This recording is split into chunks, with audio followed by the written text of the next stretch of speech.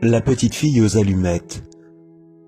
Ce soir-là, il faisait un froid terrible, il neigeait et la nuit commençait à tomber. C'était le dernier soir de l'année, celui du Nouvel An, où dans le froid et l'obscurité de la ville, une petite fille pauvre marchait pieds nus, sans rien sur la tête. Elle était bien sortie de chez elle, chaussée d'une paire de pantoufles, mais à quoi bon? Elles étaient très grandes, si grandes que sa mère les avait portées le jour même. C'est en se dépêchant de traverser la rue, pour éviter deux voitures qui passaient terriblement vite, que la petite fille les avait perdues. L'une des pantoufles était introuvable. Quant à l'autre, un garçon s'était enfui avec, en disant qu'elle lui servirait de berceau le jour où il aurait des enfants. La petite fille marchait maintenant, sans pantoufles, ses petits pieds nus, rougis et bleuis par le froid. Dans un vieux tablier, elle avait rangé une grosse quantité d'allumettes et elle avançait avec un petit paquet dans la main. Personne ne lui en avait acheté de toute la journée. Personne ne lui avait donné le moindre sou. Affamée et engourdie par le froid, elle marchait et elle avait l'air si malheureuse. Pauvre petite. Les flocons de neige se prenaient dans ses longs cheveux blonds qui formaient de si jolies boucles dans le cou. Mais elle ne faisait pas attention à cela. Toutes les fenêtres étaient étincelantes de lumière et une agréable odeur d'oie rôtie flottait dans la rue. Bien sûr, c'était le soir du Nouvel An, pensa-t-elle. Dans un angle formé par deux maisons, l'une s'avançant un peu plus que l'autre sur la rue, la fillette s'accroupit. Elle avait blotti ses petites jambes contre son corps, mais le froid l'envahissait de plus en plus, et elle n'osait pas rentrer chez elle, car elle n'avait pas vendu une seule allumette, ni obtenu le moindre sou. Son père la frapperait, et puis il faisait froid aussi à la maison. Il n'avait que le toit au-dessus de leur tête, et le vent s'y engouffrait en sifflant malgré la paille et les chiffons qu'ils avaient enfoncés dans les plus grosses fentes. Ses petites mains étaient presque mortes de froid. Oh, une petite allumette, cela ne ferait de mal à personne. Il lui suffisait d'oser en tirer une du paquet, de la frotter contre le mur, et elle pourrait se réchauffer les doigts. Elle en tira une, crac, comme elle crépitait, comme elle brûlait. C'était une flamme chaude et limpide, une petite lueur qu'elle entoura de ses mains, et quelle étrange lueur.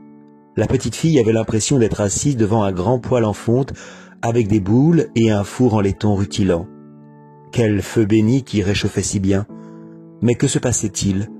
La petite fille allongeait déjà les jambes pour rapprocher ses pieds du poêle quand soudain la flamme s'éteignit, le poêle disparut, et il ne lui resta plus qu'un petit bout d'allumette charbonneux dans la main. Elle en frotta une autre qui s'alluma, brilla très fort, et la lumière qui tomba sur le mur rendit celui-ci transparent comme un voile de tulle. La fillette apercevait une salle à manger, où l'on avait dressé la table sur une nappe d'une blancheur éclatante, avec de la jolie porcelaine et une oie farcie aux pruneaux et aux pommes qui dégageaient une délicieuse fumée. Ce ne fut pas tout. L'oie sauta du plat, traversa la pièce en se dandinant, le couteau et la fourchette plantés dans le dos. Elle avança jusqu'à la pauvre petite fille, mais l'allumette s'éteignit, et il ne resta plus alors qu'un mur froid et épais à regarder. Elle en alluma une autre. Elle se retrouva au pied d'un magnifique sapin de Noël, plus grand encore et mieux décoré que celui entrevu par la porte vitrée du riche commerçant. Des milliers de bougies brillaient sur ses branches vertes et de belles images, comme celles qui décoraient les vitrines des boutiques, tournaient leur regard vers la petite. Elle tendit les bras quand soudain l'allumette s'éteignit. Les bougies de Noël s'envolèrent dans le ciel pour devenir des étoiles. L'une d'elles tomba en dessinant une longue traînée de feu. « Quelqu'un est en train de mourir », s'exclama la petite fille, car sa vieille grand-mère, la seule personne à avoir été gentille avec elle, mais qui était morte à présent, lui avait dit un jour, lorsqu'une étoile tombe, une âme monte au ciel rejoindre Dieu. Elle frotta encore une allumette contre le mur. La lumière forma un grand halo dans lequel se tenait très nettement la vieille grand-mère, douce et rayonnante avec une expression de béatitude. Quelle merveilleuse image!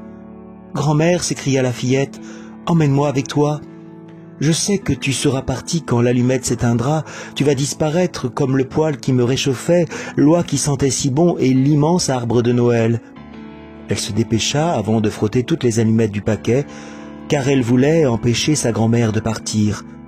Les allumettes brillaient si fort qu'on pouvait y voir mieux qu'en plein jour. Jamais auparavant sa grand-mère n'avait été aussi jolie ni aussi grande.